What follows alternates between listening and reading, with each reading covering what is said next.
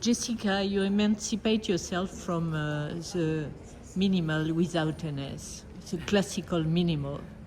Only you could emancipate from minimal theories to organize this show at Pinot collection. Yes? Well, thank you. I don't know if that's true, but for don't me you think it's true? Because it's not about minimal art, that's the one we know here. No, it's a much more expansive view. That was my intention, really, to show what a broad reference point it was across culture, across geography, across age, and to really incorporate the many voices that, in fact, were truly engaged with thinking about what is a minimal form, what is a minimal process. Yeah. But what is it? Well, I would say reduction of form, a non-referential subject matter. These are not narrative-based works. They're not representational. But there are some here. A few exceptions, for sure. And I think, of course, we always bring our own associations, so nothing is without reference point. A very important aspect for me is the way in which the work is incorporated into our environment.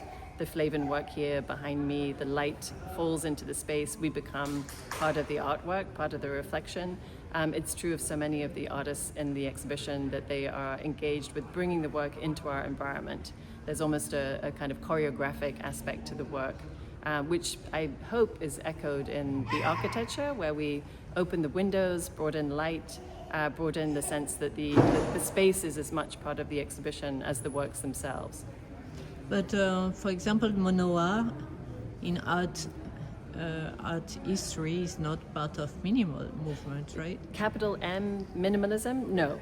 But as a conversation between artists, absolutely. The American artists who visited Tokyo in 1970 for this very important exhibition, Man and Matter, encountered this generation of Japanese artists at that time. Friendships were made that were lasting. The Japanese artists then came to Paris for the Paris Biennial in 1971.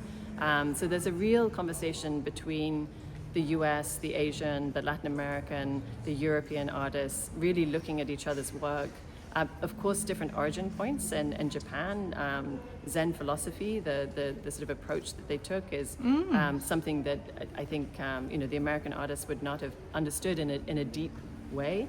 But at the same time, there is a similar rejection of many of the tropes of art making up until that time.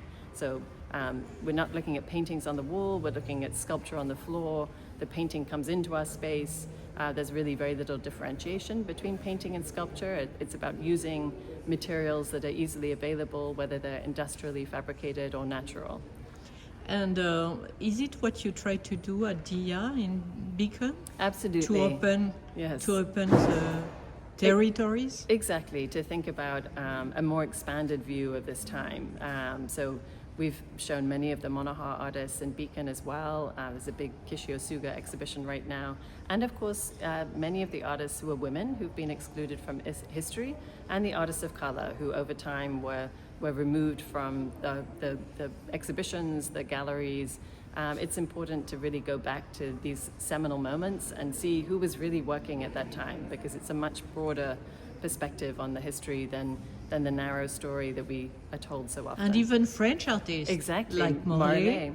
I mean, Morelet, as you know, Judith, is a very important figure for me, but at this time was absolutely ahead of the curve. I mean, producing work in the late 1950s that certainly in the US, we only really see emerging in the mid-1960s. So such an important figure for thinking about instruction-based work, experimenting with different materials, thinking about how can math enter work, how do we see the relationship between science and art. He's a absolutely central figure. What about Buren?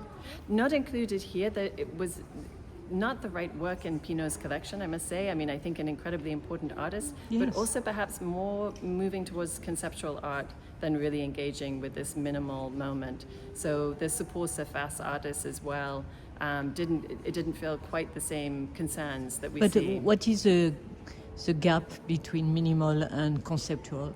I think it's minimal, I would say. It's conceptual. And I think many of these artists were moving between the two environments. But I suppose also important for me was to bring to Paris artists who were lesser known. I think the audience here, of course, is very familiar with the work of Buren, but perhaps less familiar with many of the artists whose voices are here. And Sol Lewitt is included, yeah. With really? Yes, exactly. I missed it. With the work up in the grid section, yeah. Okay. Yeah.